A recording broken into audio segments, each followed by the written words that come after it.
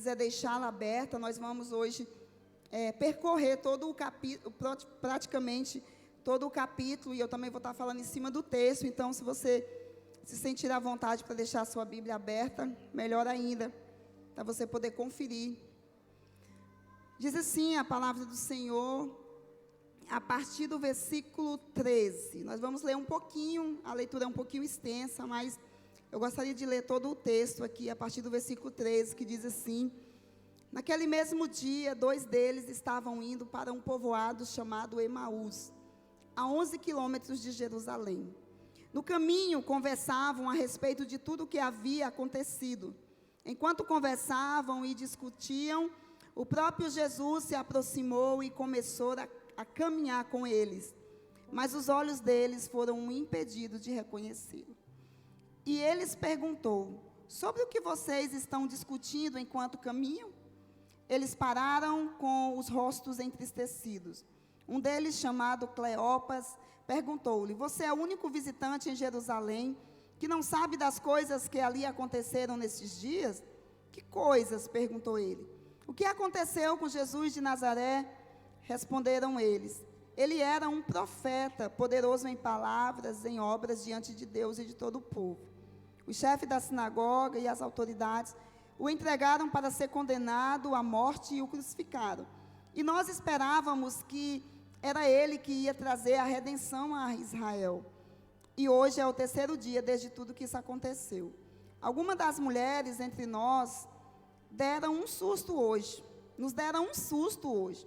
Foram de manhã bem cedo ao sepulcro e não acharam o corpo dele. Voltaram e nos contaram ter tido uma visão de anjos, que disseram que ele está vivo. Alguns dos nossos companheiros foram ao sepulcro e encontraram tudo exatamente como as mulheres tinham dito, mas não viram. Ele lhes disse: como vocês custam a entender e como demoram a crer em tudo o que os profetas falaram? Não devia o Cristo sofrer essas coisas para entrar na sua glória? E começando por Moisés e todos os profetas, explicou-lhe o que constava a respeito dele em todas as Escrituras. Ao aproximar-se do povoado para o qual estava indo, Jesus fez como que ia mais adiante, mas eles insistiram muito com ele: fique conosco, pois a noite já vem, o dia já está quase findando. Então ele entrou para ficar com eles. Quando estava à mesa com eles, tomou o pão, deu graça, partiu e disse, e deu a eles. Então os olhos deles foram abertos e o reconheceram, e ele desapareceu à vista deles. Perguntaram-se um ao outro: não estava queimando o nosso coração enquanto ele nos falava no caminho e expunha as Escrituras? Levantaram-se e voltaram imediatamente para Jerusalém. Ali encontraram os 11 que estavam com eles reunidos, que diziam: é verdade, o Senhor ressuscitou e apareceu a Simão. Então os 2 contaram tudo o que tinha acontecido no caminho e como Jesus fora conhecido por eles quando partia o pão. Pai, muito obrigada, Senhor, porque essa é a tua palavra e ela já está pronta, ela é viva e ela é eficaz. E eu creio, Senhor, que nesta noite ela vai fazer no coração do teu povo exatamente aquilo que o Senhor já determinou que irá acontecer. Eu oro, Pai, para que o coração de cada um esteja quebrantado, contrito, a mente esteja cativa a Cristo e que toda fortaleza que se levanta contra o verdadeiro conhecimento de Cristo seja destruído em nome de Jesus. Eu oro para que os olhos do nosso entendimento sejam abertos, para que nós possamos entender de fato as tuas Escrituras e aquilo que o Senhor quer de nós. Eu me submeto a ti, entendendo que sem ti, Jesus, absolutamente nada eu posso fazer. Para que eu possa, Senhor, nesta noite, desaparecer e que o Senhor possa crescer e falar nesta noite com a tua igreja, em nome de Jesus. Amém. Amém, queridos? O tema da nossa mensagem hoje, que eu, inclusive, esqueci de pedir para fazer a arte, eu lembrei com o Ricardo na quinta-feira, mas já passou muito tempo, eu esqueci. O tema da nossa mensagem, para que quem gosta de anotar, é o caminho ou a mesa. E no final dessa palavra você vai entender por que essa mensagem. Peço perdão que eu estou um pouquinho rouca, nós tivemos ali o dia da família. Quem foi para o dia da família aí? Levanta a mão bem alta aí. Foi uma bênção, né, gente? Foi um dia maravilhoso. e eu tenho uma filha de 6 anos, e essa filha corre para um lado para o outro, e eu fico gritando igual uma doida, como todas as mães, né, gente?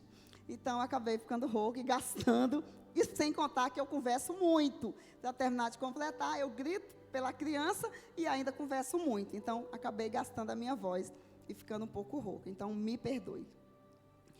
Gente, todos nós aqui, que já temos a prática de estar na igreja, nós já ouvimos em algum momento essa palavra, essa narrativa de Lucas 24, que é simplesmente um texto lindo, assim, de uma história que é rica em muitos detalhes, em que nós poderíamos aqui extrair muitos aprendizados, muitas lições, né? Mas essa semana eu já li esse texto muitas vezes. Eu lembro que no início da minha fé, eu gostava muito desse texto, principalmente da parte que os discípulos dizem que o Senhor deveria ficar com eles porque o coração deles ardia. E eu lembro que na época tinha uma música bem antiga, né? O pastor deve saber, porque nós não somos velhos, mas nós somos antigos. Porque ser antigo é chique, tá, gente? É ruim ser velho, mas antigo é chique, é clássico, é vintage, né? É vintage.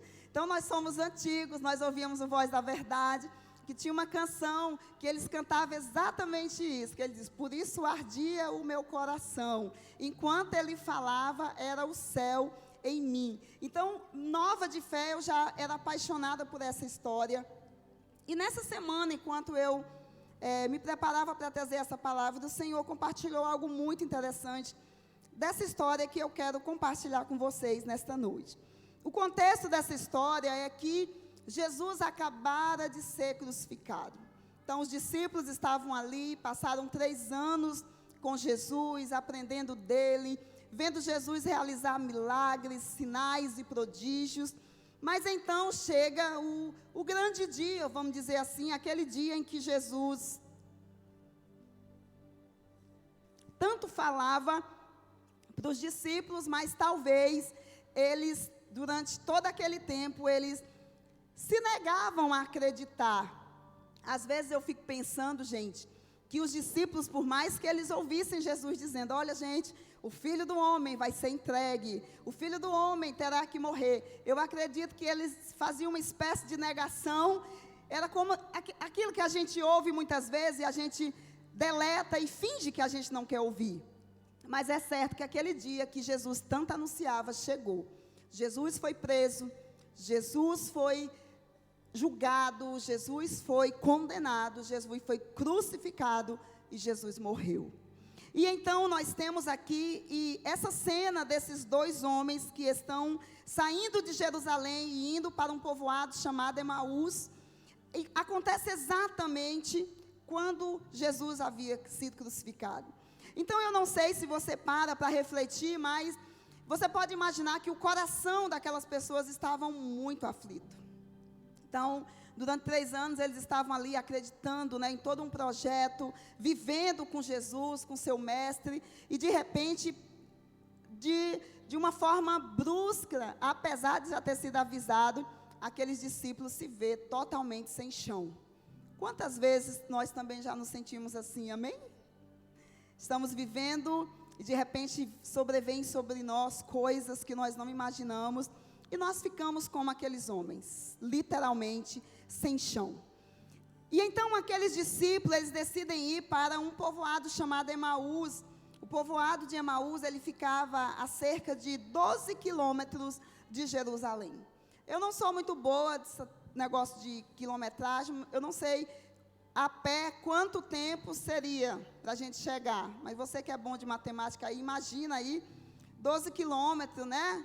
A Laís, que é atleta, correu 5 quilômetros hoje, né? Então, é o que a Laís correu 2 vezes mais. Ela correu, né? Eles iam andando para chegar em Emaús. Muitos sentimentos estavam invadindo o coração daqueles homens, mas 2 sentimentos eu acredito que se revelam facilmente ali. Eu acredito que aqueles discípulos, eles estavam completamente inundados pela tristeza e pela frustração. A dor nos seus corações era tanta que a Bíblia diz que os olhos deles estavam como se tivessem fechados.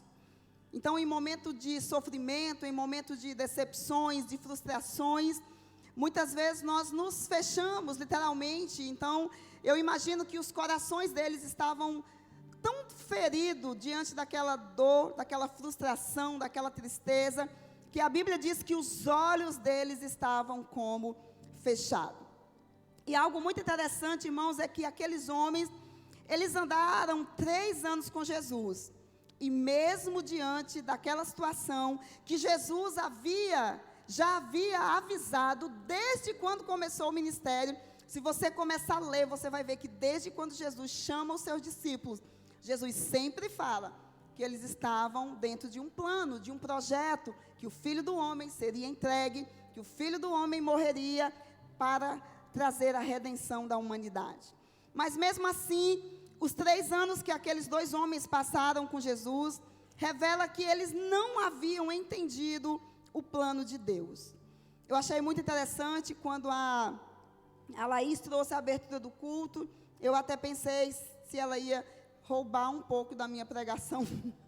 Afinal, Deus fecha monopólio com a gente, tá, gente? Em determinado momento. E Ele não pode compartilhar nada do que Ele falou com a gente com outra pessoa.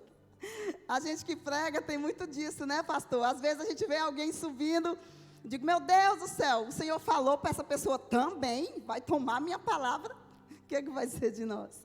Falando sobre nós conhecermos a Deus, a importância, Oséias, eles nos faz um convite, que nós precisamos conhecer o Senhor. E o texto diz, você precisa conhecer o Senhor e você precisa se esforçar em conhecer ao Senhor.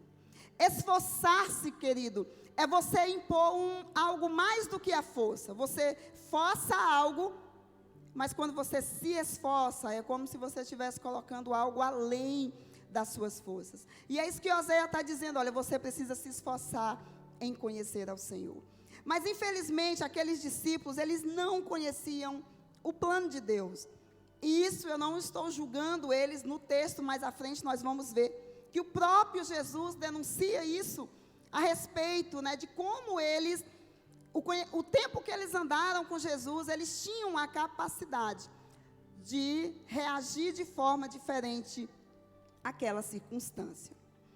Conosco também não é diferente. Quantas vezes, diante das situações que nós não temos o controle, das expectativas não atendidas, simplesmente nós nos frustramos, nos enchemos de tristeza, esquecemos que Deus tem um plano e não reconhecemos o Senhor na nossa vida.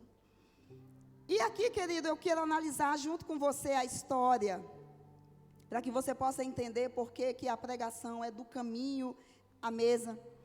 Eu quero analisar com você 5 pontos que eu peguei desse texto aqui, para que a gente possa entender o que Deus quer falar conosco nessa noite. E o primeiro ponto é que as tristezas e as frustrações, elas podem nos levar a entrar em um caminho errado. Amém? As tristezas e as frustrações que nós vivemos, quando as coisas fogem do nosso controle, quando as lutas do dia a dia pesam, quando as situações que nós imaginamos que vai ser de um jeito, acaba sendo de outro jeito, totalmente diferente. Nós podemos, assim como aqueles homens, tomarem um caminho errado. Porque o plano de Deus, irmão, não tinha nada a ver com Emaús. Amém? Você viu Jesus, você que já leu a Bíblia, aí você viu Jesus em alguma vez, durante todos os evangelhos, falando alguma coisa sobre a cidade de Emaús, você não vai encontrar, porque o plano de Deus não envolvia a cidade de Emaús. Cuidado, para que nos dias em que a tristeza bater no seu coração, no dia em que as frustrações chegarem, porque a vida ela é assim, a vida ela é cíclica, nós passamos por dias bons, por dias ruins, nenhum deles nos define, porque o que nos define é de fato vivermos o plano que Deus tem para a nossa vida. Mas quando nós estamos assim, nós corremos o risco, querido, de pegar um caminho errado. Aqueles homens, por não saberem lidar com o que estava acontecendo, resolveram ir embora de Jerusalém, sendo que eles deveriam permanecer em Jerusalém.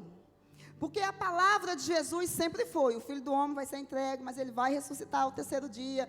O Filho do Homem vai ser entregue, ele vai ressuscitar ao terceiro dia. E Jesus estava constantemente repetindo isso para aqueles homens. Mas eles simplesmente, eles vão embora para Emaús. E é interessante que o nome Jerusalém significa lugar de paz, enquanto que Emaús significa fontes de água quente. Quando estamos afundados em nossos sentimentos, trocamos o lugar de paz por qualquer fonte.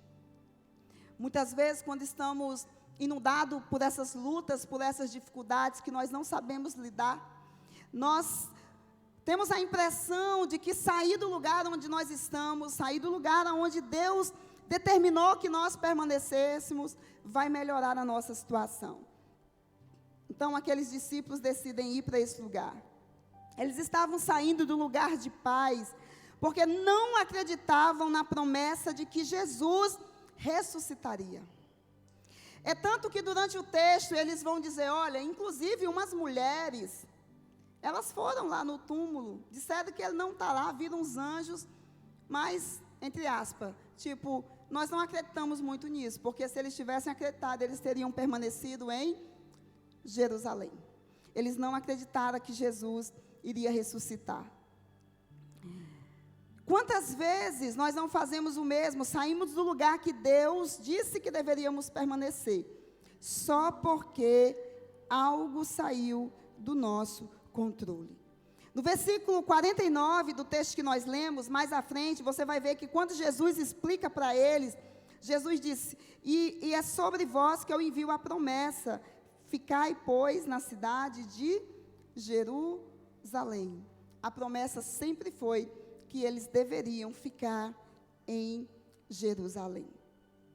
Então, querido, nós precisamos ter muito cuidado nesses dias em que as situações da nossa vida, talvez você chegou aqui nessa noite, e como eu falei quando eu estava ali, enquanto eu cantava aquela canção, o Espírito Santo ministrava ao meu coração, dizendo, olha, existem pessoas nessa noite que elas estão com tempestades internas, né, que a música ela diz, né, que a tempestade ela se acalma à voz daquele que tudo criou.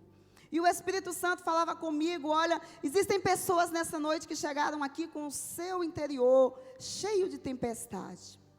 E quando nós estamos, querido, no meio de uma tempestade, nós podemos facilmente nos desviar do lugar, do caminho que nós deveríamos permanecer e entrar em um caminho que não é aquilo que Deus tem para as nossas vidas.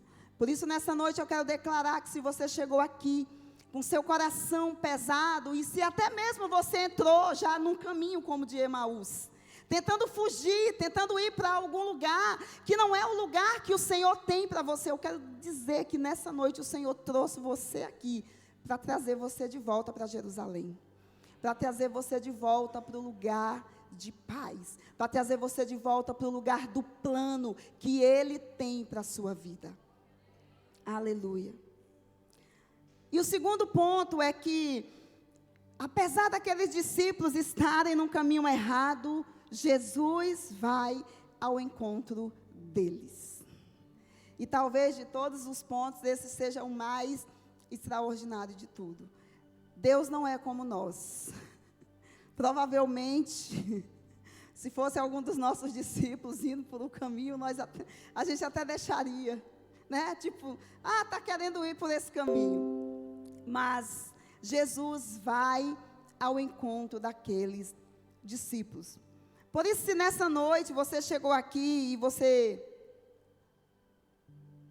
de repente, tomou um caminho errado, eu quero dizer para você que Jesus vai ao seu encontro para trazer você de volta a esse caminho certo. Isso é extraordinário, mesmo mas aqueles homens desistindo de tudo que haviam ouvido e crido por tanto tempo, porque Jesus não desistiu deles e vai ao seu encontro. Talvez quando nós lemos a narrativa, nós não conseguimos compreender, irmãos, o peso do que significava aquilo. Aqueles homens, os discípulos de Jesus, eles abandonaram tudo por Jesus, amém? Tudo. Eles abandonaram a vida para investir naquele projeto. Era como se qualquer um de nós aqui, de repente, recebêssemos uma proposta e vamos abrir mão de tudo que nós temos.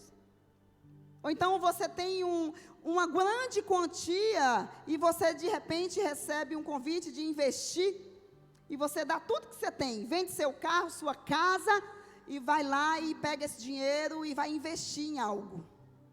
E aí, um belo dia, você olha e diz, meu Deus, acabou tudo. Fechou tudo, acabou tudo. É muito difícil você permanecer quando acontecem essas coisas, amém? Então, foram exatamente isso que aqueles discípulos fizeram. Eles haviam deixado tudo, eles haviam aberto mão das suas vidas, dos seus sonhos, dos seus projetos, para seguir Jesus. E agora, na visão deles, tudo que eles acreditavam tinha sucumbido em um dia. Naquela triste sexta-feira, tudo tinha sido destruído.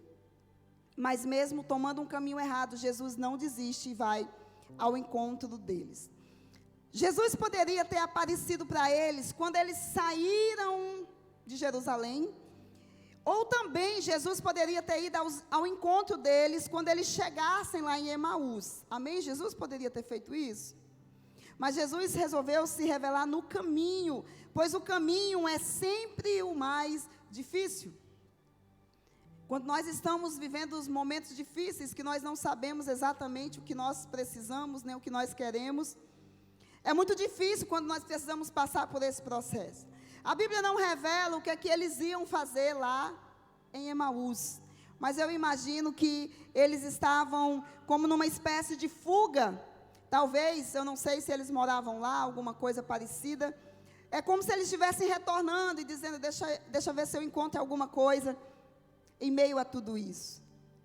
Deus não desiste dos seus filhos e, de fato, os seus planos, eles jamais podem ser frustrados.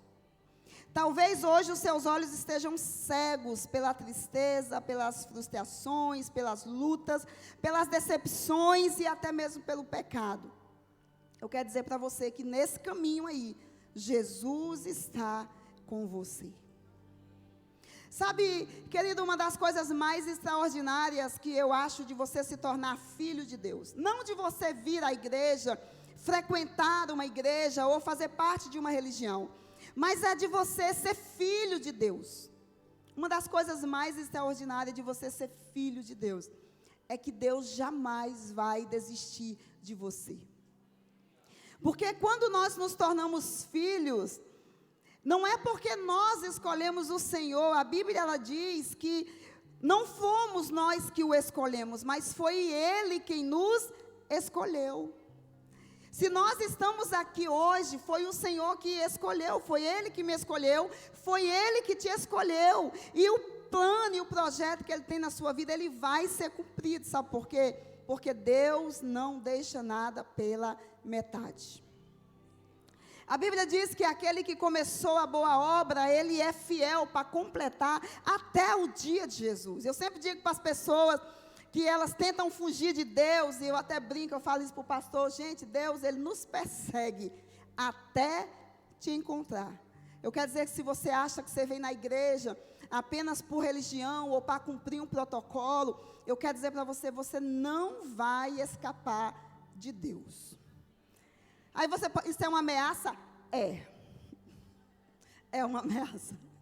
Você não vai escapar de Deus.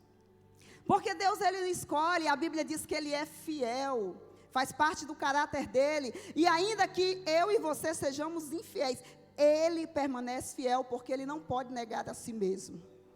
Irmãos, isso é maravilhoso, isso é tremendo, porque eu posso, então, me sentir seguro em Deus, porque eu sei que Ele jamais vai desistir de mim. Então, se você hoje está entrando por esse caminho, se você hoje está nesse caminho onde você nem sequer, os seus olhos, onde você não sequer consegue enxergar nada, eu quero dizer para você, Jesus está nesse caminho com você. E a terceira observação que nós fazemos nesse texto é que talvez se aplique mais a nós que já estamos aqui na igreja, domingo após domingo. é que apesar deles viverem tanto ali 3 anos com Jesus, eles não conheciam Jesus. O próprio texto vai revelar isso. Aqueles discípulos andaram 3 anos com Jesus, viram ele ressuscitar mortos, dar vista aos cegos, fazer sinais e maravilha, pregar sermões maravilhosos, mas ainda assim eles não o conheciam de fato. Os sentimentos do momento os impediam de reconhecê-lo. Eles viam Jesus como um profeta e não como um Messias. Eu fico imaginando onde esses homens estavam, por exemplo, quando Pedro ele tem aquela revelação. Inclusive o irmão Leonardo falou um pouco sobre isso, né? Que a Bíblia vai falar lá em Marcos, principalmente, que Jesus, ele pergunta dos seus discípulos, quem as pessoas dizem que eu sou? E Jesus faz isso para provocar, né, os discípulos, que Jesus não se importa com o que as pessoas dizem dele, né? Mas Jesus faz isso justamente para provocar ali uma pergunta aos discípulos, e eles começam a dizer, olha, Senhor, uns dizem que tu é João Batista, outros dizem que tu é Elias. Mas aí Jesus diz, e vocês? Tipo assim, vocês que estão comigo, quem vocês dizem que eu sou? Era como se Jesus, parássemos para nós, que hoje somos discípulos aqui, discípulos de Jesus, somos uma igreja de discípulos. É como se Jesus olhássemos para nós e perguntássemos, Bruna, quem as pessoas dizem que eu sou? Aí a Bruna ia dizer, olha, lá no Instagram tem umas pregações que diz que o Senhor é isso, que o Senhor é aquilo, né? Que Deus é amor, que Deus é isso. Mas aí Jesus olhasse e disse, Bruna, mas e você? Pelo seu tempo de vida comigo, pela sua vida devocional, pela sua vida de igreja, quem você diz que eu sou, Bruna? E a Bíblia diz que Pedro, ele recebe uma revelação, porque nós só podemos conhecer o Senhor a partir da revelação que o Espírito Santo dá para nós. E ele diz, tu és o Cristo, o Filho do Deus vivo. E é muito interessante porque eles apenas reconhecem Jesus como um profeta, como muitas pessoas hoje. Infelizmente, muitos de nós estamos na igreja sempre, lemos a Bíblia, experimentamos milagres, mas não conhecemos Jesus como nós precisamos conhecer. Como a Laís disse no início, querido, conhecer a Deus vai salvar você de entrar no caminho errado no dia das circunstâncias difíceis. Se você dedicar tempo da sua vida em conhecer o Senhor, esforçar-se em conhecer o Senhor, no dia da adversidade, você vai permanecer em Jerusalém. Porque você sabe quem é Deus. Sabe por que nós tomamos caminhos errados, entramos por lugares que nos tira do plano e do propósito de Deus? Exatamente porque não paramos para conhecer ao Senhor. Não paramos para ouvi-lo. Muitas vezes estamos aqui na igreja de domingo a domingo, mas muitas vezes cumprimos apenas um protocolo, ouvimos a palavra, mas não permitimos que essa palavra caia, a semente caia numa terra boa, querido. A palavra de Deus, ela é viva por si só. A culpa nunca é da palavra. A gente que prega diz assim, eu vou preparar a palavra. Aí um dia desse eu vi o pastor Luiz Hermínio dizendo, gente, a palavra está pronta, quem tem que se preparar é você. E eu pensei, é verdade. A palavra de Deus, irmãos, pode ser eu, pode ser qualquer pessoa, porque a palavra de Deus, ela é viva, ela é eficaz. E nós não permitimos que essa palavra entre dentro de nós, sabe? Nós podemos vir aqui ouvir a palavra, depois nós vamos embora, cuidamos da nossa vida, domingos nós vamos aqui, vamos vir, vamos ouvir outra palavra, mas nós precisamos tomar uma ação em relação àquilo que nós estamos ouvindo. Por isso, se nessa noite seus olhos estão fechados, porque você está num caminho aberto, você precisa tomar uma atitude e dizer, Senhor, me leva para o caminho certo. Por isso que se nessa noite você reconhece que você não conhece Jesus tanto quanto você deveria conhecer, qual é a minha resposta? É dizer, Senhor, a partir de hoje eu me comprometo, eu quero te conhecer mais. Eu quero sair desse nível raso, de ouvir apenas as pessoas ministram na minha vida, mas eu quero te conhecer. Eu quero conhecer a tua palavra, eu quero ter uma vida de intimidade contigo. Um dos motivos, querido, que muitas vezes Deus nos leva aos desertos da vida, é exatamente para percebermos o quanto realmente Ele é real em nós. E Ele não é apenas uma religião, como muitos imaginam. É no fogo das provações que nós vamos avaliar se estamos servindo a Jesus ou uma versão do que nós criamos dele. Porque muitas vezes nós vemos a igreja e nós criamos uma versão de quem Jesus é, de quem Deus é.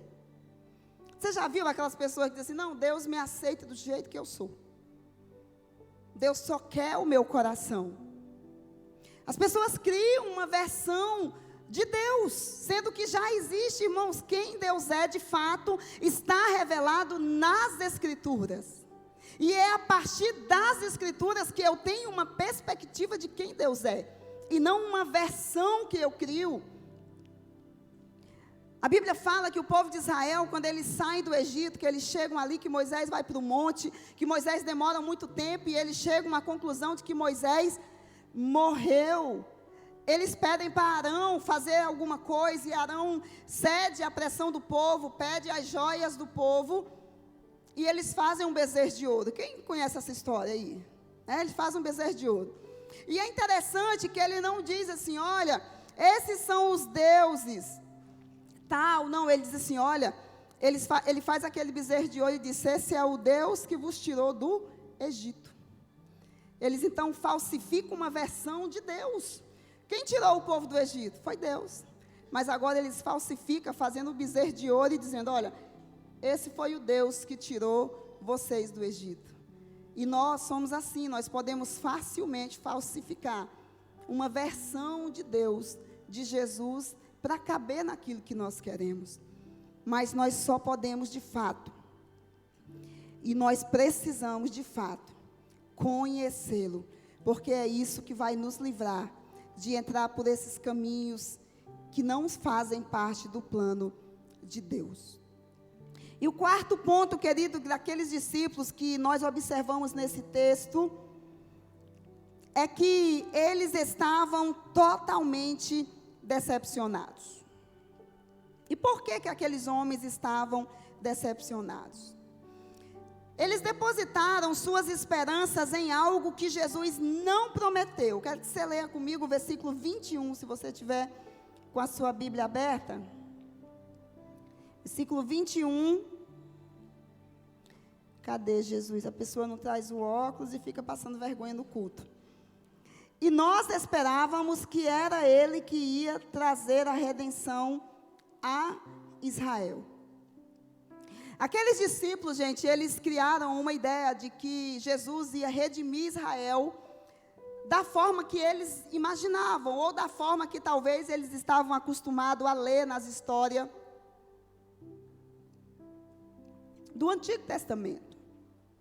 Que Deus estava agora enviando alguém forte, e que eles iriam livrar eles, não do pecado, não da maldição real deles.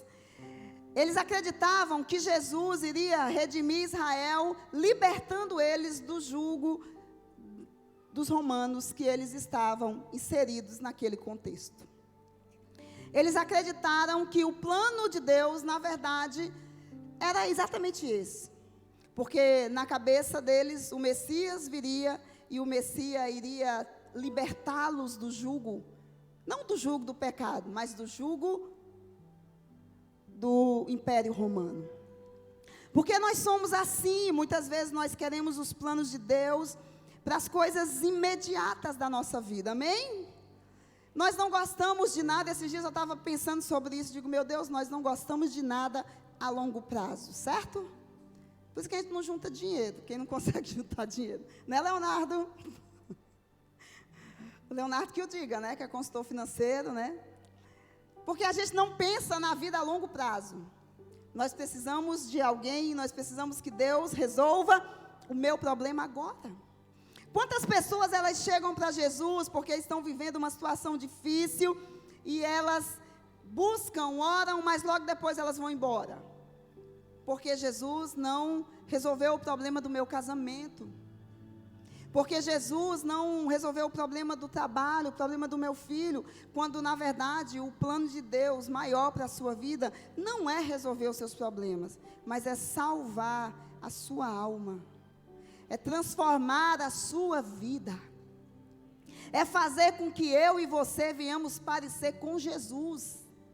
Esse é o plano central do Evangelho, mas nós colocamos as nossas expectativas sobre algo que Deus nunca prometeu para nós.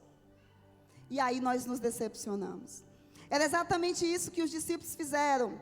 Eles estavam com seu coração voltado para os seus próprios planos, porque realmente deveria ser muito difícil viver do jeito que eles estavam vivendo, não entendendo o plano eterno de Deus. Ao afirmarem, a dizer a seguinte afirmação, que está no mesmo texto, eles dizem, já é o terceiro dia.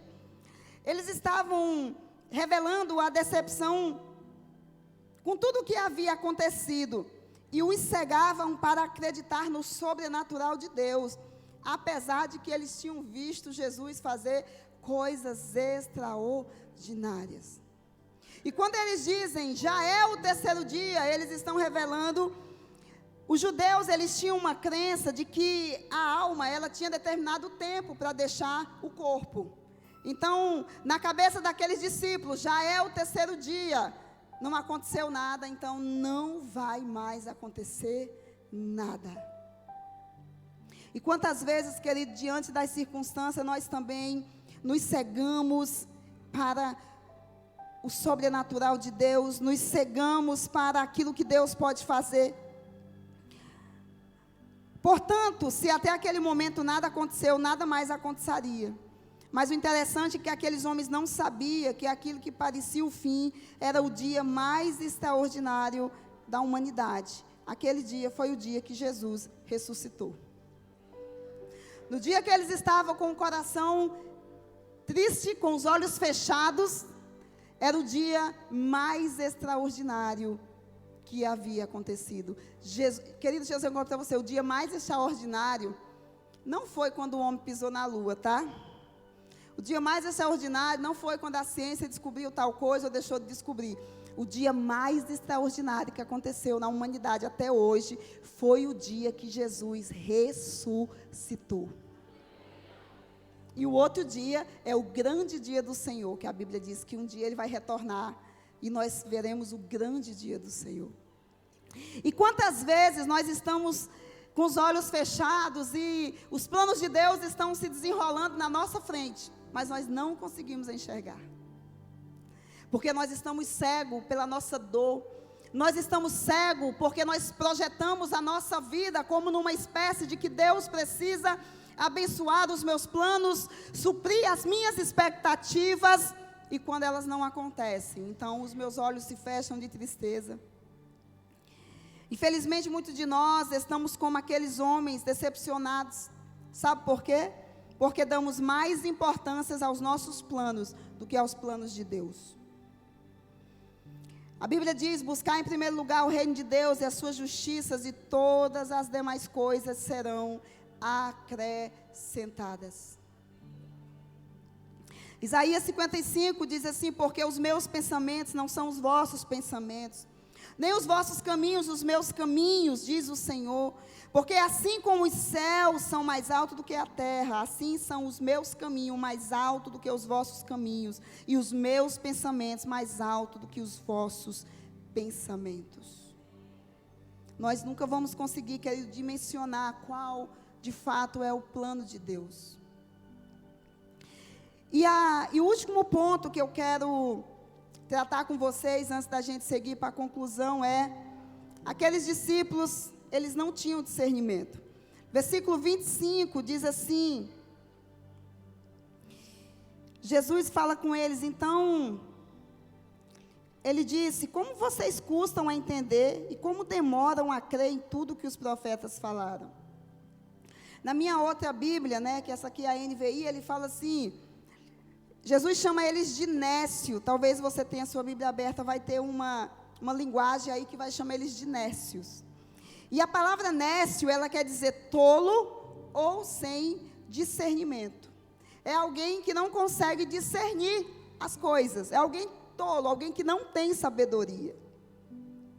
Apesar de conhecerem, e por que Jesus chama eles de tolo, de nécios? Porque apesar de conhecerem todas as profecias sobre Jesus, não conseguiram discernir, queridos, que a cruz era de fato o plano de Deus em ação. Eles não conseguiam, em lugar nenhum da Bíblia diria que o Messias viria com uma espada desembainhada na mão, destruindo tudo e libertando eles do cativeiro. A Bíblia vai falar em Gênesis 3:13 sobre o plano da redenção. Salmo, não vai dar tempo nós lermos, mas se você quiser anotar para você ler na sua casa. Gênesis 3:13, Deus já fala sobre o plano da redenção. Salmos 28:69, Isaías 53. Bastava eles terem lido Isaías 53 e eles iam ver que aquela cena se reportava exatamente à cena que tinha acontecido. Jeremias 31, Zacarias 9:13, Malaquias 3. Todos eram passagens que aqueles homens, por eles serem judeus e terem acesso ali, eles sabiam sobre o plano de Deus. Mas ainda assim, eles não conseguiam discernir. A maior história estava acontecendo diante deles, mas os seus sentimentos o impediam de discernir. E aqui eu quero abrir um parênteses. Sabe o que é que nos impede, irmão, de discernir as coisas de Deus? Guarde isso. O que nos impede de discernir as coisas de Deus são os nossos sentimentos, que nós damos mais valor a eles do que a palavra de Deus. Amém? Aprenda a questionar os seus sentimentos, amém? Aprenda a questionar os seus pensamentos. E entre os seus sentimentos, os seus pensamentos, sempre fique com a palavra de Deus. Aqueles homens, eles não conseguiram discernir, porque os seus sentimentos, a sua angústia, a sua dor era maior do que aquilo que eles sabiam da palavra de Deus. Por isso é tão importante aprendermos a caminhar pelo que cremos e não pelo que vemos, ou pelo que sentimos, como diz as Escrituras. Pois os nossos sentimentos facilmente eles nos roubam o discernimento. E a conclusão de tudo isso, querida, é que o desfecho dessa história é extraordinário, pois apesar de estarem em um caminho errado, não conhecerem Jesus de fato, né? Parece bem com a gente aqui a realidade, bem terrível. Estavam no caminho errado, não conheciam Jesus, não sabiam discernir as coisas, era um bando de tolo. Mas Jesus decide percorrer todo o caminho com eles, amém? Jesus poderia ter estado com eles, conversado com eles e ido embora. Mas Jesus decide caminhar todo o caminho com eles. Aleluia. E os leva de volta ao lugar onde eles os viram pela última vez. Lugar onde as promessas foram reafirmadas. Lugar onde eles podiam ter os seus olhos abertos e os seus corações curados. Jesus os leva para a mesa. Amém? Jesus os leva para a mesa. A última vez que aqueles homens tinham estado com Jesus era na mesa. Quando eles cearam, lembra da história? Eles ceiam, depois vão para o Monte das Oliveiras, Jardim de Getsêmani, e depois começa todo aquele processo de sofrimento de Jesus até a sua morte. Então Jesus provoca tudo aquilo, caminha com eles, então eles chegam a esse lugar, a mesa. E a mesa, querido, ela fala de comunhão. A mesa, ela fala de intimidade. A mesa, ela fala de relacionamentos. Só tem um lugar onde nós podemos sair do caminho errado e ter o nosso coração curado, ter os nossos olhos abertos. É na mesa. Amém? É na mesa. No lugar de relacionamento. Porque Jesus, Ele não quer você no caminho. Ele quer você na mesa.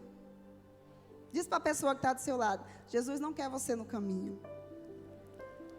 Jesus quer você na mesa. Porque a mesa é lugar de relacionamento, é lugar de comunhão, é lugar de cura. Quando estamos assim como os discípulos, temos a tendência de nos afastar, caminhar, ficarmos sozinhos, mas é na mesa que nós somos curados e reposicionados para cumprir e viver o que Deus tem para nós. No texto, se você ler, você vai ver que quando eles abrem os olhos, quando Jesus parte o pão, por isso que eu gosto de coisa lúdica. Cadê a Fernanda? Fernanda gosta de coisa lúdica. Olha aí, Jesus é lúdico, gente. Quando ele parte o pão, a Bíblia diz que os olhos dele são abertos. Pão fala de alimento.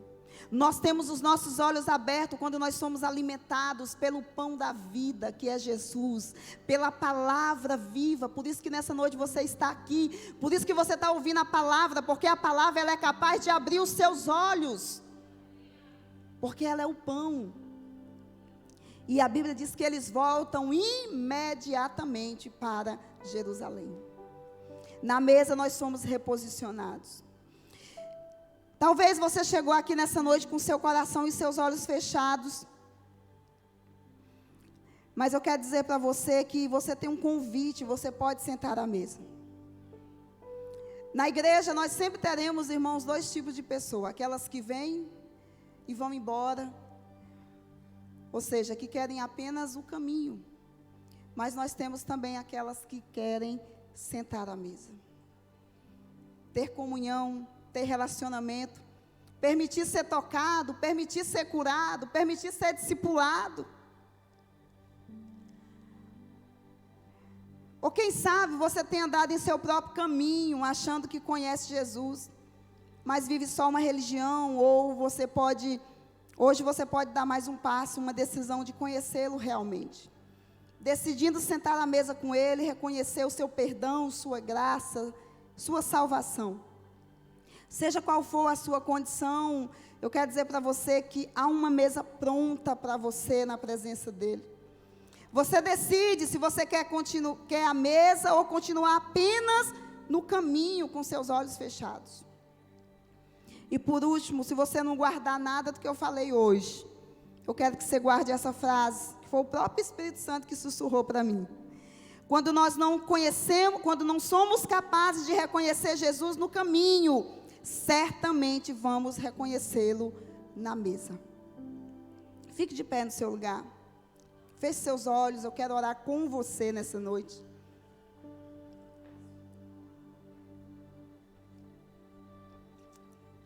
Feche seus olhos, não fique disperso nessa noite.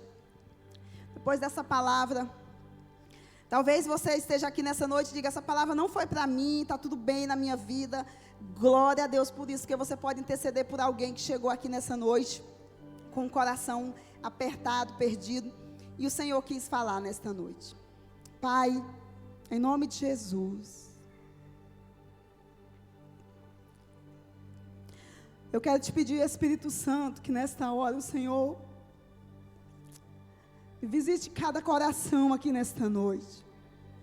Nos faça discernir, Senhor, o caminho que nós temos percorrido. Talvez muitos chegaram aqui e por causa das suas dores, das suas lutas e decepções, estão andando no caminho, estão com dificuldade, estão com medo de sentar à mesa do Senhor, de ter intimidade, de te conhecer, não sabendo eles, Deus, que é na mesa que o Senhor nos cura, é na mesa que o Senhor restaura, é na mesa que o Senhor trabalha nas nossas vidas. E enquanto vocês estão de olhos fechados, não se distraia, eu queria fazer um convite nessa noite a você. Aleluia, Jesus. Oh, aleluia, aleluia. Exalte ao Senhor, você que está aí, comece a adorá-lo, não se perca desse momento. Comece a interceder por alguém que está aqui nessa noite. Queria convidar você que nessa noite chegou aqui com seu coração pesado, cansado, sobrecarregado. Porque você tem andado no caminho, você não tem decidido ainda sentar na mesa do Senhor. Mas nessa noite você ouviu essa palavra, seu coração queimou, como os discípulos diziam. É por isso que o nosso coração ardia enquanto o Senhor falava. Porque as tuas palavras, Jesus, as tuas palavras, elas fazem o nosso coração arder.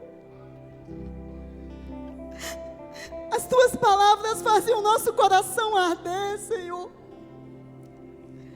E mesmo não te reconhecendo, nós sabemos que tem algo diferente. Se nessa noite você ouviu essa palavra e o seu coração ardeu, eu quero te convidar a vir aqui à frente, porque nós queremos orar pela sua vida. E eu quero que você venha à frente, simplesmente para dizer assim: Jesus, eu quero sentar na tua mesa. Sai do seu. Eu quero sentar à tua mesa, Jesus, porque a tua mesa, ela pode me curar. É na mesa da intimidade que nós somos curados, Jesus. Não tenha vergonha se você tem andado por um caminho, você não tem conseguido reconhecer Jesus por causa das dores, das lutas, você não tem conseguido reconhecer Jesus por causa do sofrimento, das decepções. Não tenha medo de dizer: Jesus, eu quero sentar à mesa contigo. E eu quero ser curado nesta noite. Eu quero ser curada nesta noite. Eu quero, Senhor, na mesa como aqueles discípulos, que o Senhor me entregue pão, que o Senhor me alimente como o bom Pai que o Senhor é. Porque na mesa, Senhor, há cura. E eu quero também convidar você, que talvez você está aqui na igreja, mas você não conhece Jesus, você não consegue discernir Jesus. Vem aqui à frente também, não tenha vergonha de dizer: Jesus, eu quero te conhecer mais. Eu quero te conhecer mais, Jesus, eu estou precisando te conhecer mais. Eu me comprometo hoje, Jesus, de te conhecer mais. Sai do seu lugar também. Você que entende que você precisa sair desse nível raso. E você precisa conhecer mais Jesus. E por último, eu quero convidar você que nunca sentou à mesa com Jesus, que nunca entregou a sua vida a Jesus. Se nessa noite tem alguém aqui que nunca entregou sua vida a Jesus, mas que nessa noite você ouviu essa palavra e essa palavra tocou o seu coração, eu quero convidar você a erguer a sua mão bem alto, aí mesmo no lugar onde você está. Se você nunca aceitou Jesus, erga a sua mão bem alto, reconhecendo e dizendo: Jesus, eu quero entregar a minha vida a Ti. Eu quero sentar na mesa contigo. Eu tenho andado em meus próprios caminhos, mas hoje eu decido entregar a minha vida a Ti. Erga a sua mão, não tenha medo, não tenha vergonha. Jesus trouxe você aqui nessa noite porque Ele tem um plano, Ele tem um propósito na sua vida. Se o seu coração está queimando, levante a sua mão. Se o seu coração está queimando, erga a sua mão dizendo: Jesus, eu entrego a minha vida em Tuas mãos. Nós vamos estar orando por essas pessoas que estão aqui à frente, mas o convite permanece de pé. Você ainda pode fazer isso. Pai, em nome de Jesus, nessa noite nós queremos Te adorar por tudo que o Senhor é. Nós queremos entronizar o Teu nome, nós queremos declarar nosso amor por Ti. E nós queremos colocar essas vidas que estão aqui diante de Ti.